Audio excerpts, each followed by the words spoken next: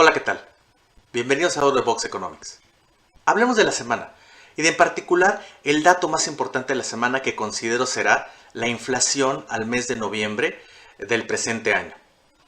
Es cierto que esperamos un nuevo mes con una variación importante en los precios. Las causales siguen siendo la misma. Siguen siendo justamente los obstáculos en la cadena de distribución a nivel global, la alza o los altos precios de algunas materias primas, y los cambios en patrones de consumo y producción alrededor del mundo. Esto dará y creo que justificará una inflación de al menos 1% durante noviembre, seguida de otra de 0.8% en variación mensual durante diciembre, lo cual, de acuerdo a mis proyecciones, dejaría la inflación anual en un nivel de entre 7.6 y 7.7% para el cierre de este año. Pero déjenme ir más allá del corto plazo. Hablemos del 2022. Y en particular, déjenme tocar tres puntos muy específicos. El primero, ¿dónde están las expectativas? Como pueden ver en sus pantallas, actualmente las expectativas se encuentran por arriba del objetivo de Banco de México, que es 3%, y lo ha sido así desde el 2003.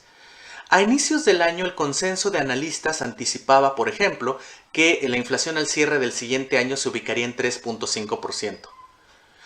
Dicha expectativa se ha elevado, pero hay que notar que no ha sido de manera tan sensible como se puede ver hasta la derecha de sus pantallas.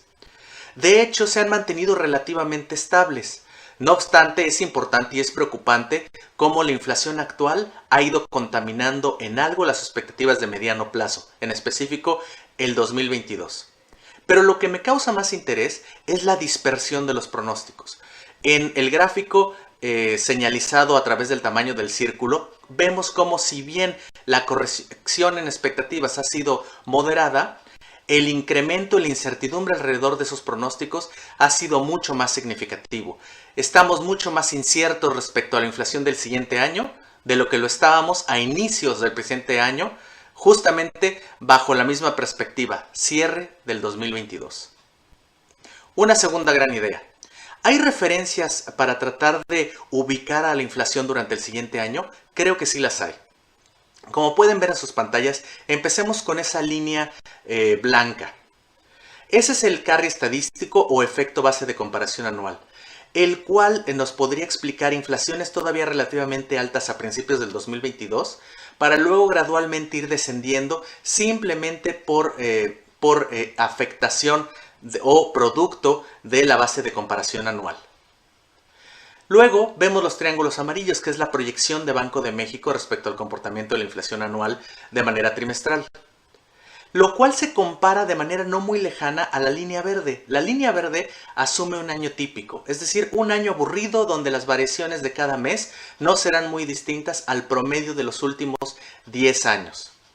Con esto, definiéndolo como un año típico, las expectativas de Banco de México no están tan alejadas de lo que sería un año como cualquier otro. Cabe mencionar si creemos que pudiera ser este el caso o no, dado como se están presentando y se han venido comportando todavía las presiones inflacionarias globales. Y hasta arriba lo que vemos es la zona punteada en morado, que indica qué pasaría si mes con mes se replicara exactamente la misma cambio de inflación mensual en el 2022 respecto al 2021. Pues bueno, significaría que la inflación no descendería de niveles del 7.6-7.7% anual. Así, cabe mencionar o cabe anticipar que de acuerdo a estas referencias podríamos esperar inflaciones pues al menos por arriba de un año típico, si es que no estamos suponiendo choques en sentido contrario o que lleven a menores presiones inflacionarias o las reviertan. Dos, por ejemplo, que veamos que la política monetaria o los cambios en condiciones monetarias que Banco de México ha ido introduciendo puedan tener un efecto más significativo tan pronto como durante el 2022. Y tres, ligado con el primero, si debemos de suponer que para lograr un patrón de este estilo necesitaríamos, por ejemplo, esperar una nueva recaída económica, producto, por ejemplo, de un nuevo encierro económico parcial.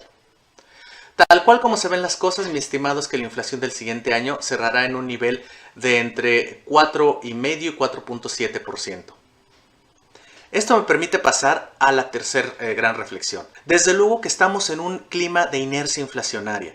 Y la inercia inflacionaria significa que aun si hoy se agotaran o pararan las fuentes de presiones inflacionarias, todavía veríamos que estas tendrían consecuencias, o la alta inflación de hoy tendría consecuencias a futuro. Déjenme mostrarles. Como pueden ver su lado izquierdo, simplemente la inflación que ha venido enfrentando el productor, por ejemplo, en su influencia respecto a la del consumidor, es muy clara. De hecho, alrededor de 5 meses después, el productor tiende a pasar estas presiones a los precios al consumidor. Y lo que se puede observar es que sigue habiendo inflación en las tuberías, simplemente asociada a el sacrificio que han hecho los productores en cuanto a sus márgenes y lo que podrían estar dispuestos a traspasar desde sus costos hacia los precios de bienes finales. Y por último, recordemos qué tan importante es esta inercia. Podemos ver del lado derecho de sus pantallas cómo se asocia o se relaciona la inflación a principios de año, es decir, el momentum inflacionario, la inercia inflacionaria de enero, por ejemplo, con los niveles de inflación del cierre de ese mismo año. Lo que podemos ver es una correlación positiva y alta, muy probablemente asociada, entre otros factores, con un indicador de inercia. Y aquí lo que vemos es, si en enero, por ejemplo, la inflación fuera de entre 0.6 o 0.7%, esperaríamos justamente que la inflación anual sería cercana de entre 4,5 y 5%. Desde luego esto es una evidencia meramente empírica, pero vale la pena reflexionar respecto a las inercias que nos guardan. Es todo por mi parte, me despido no sin antes invitarlos a que me sigan en mis redes sociales. Muchas gracias.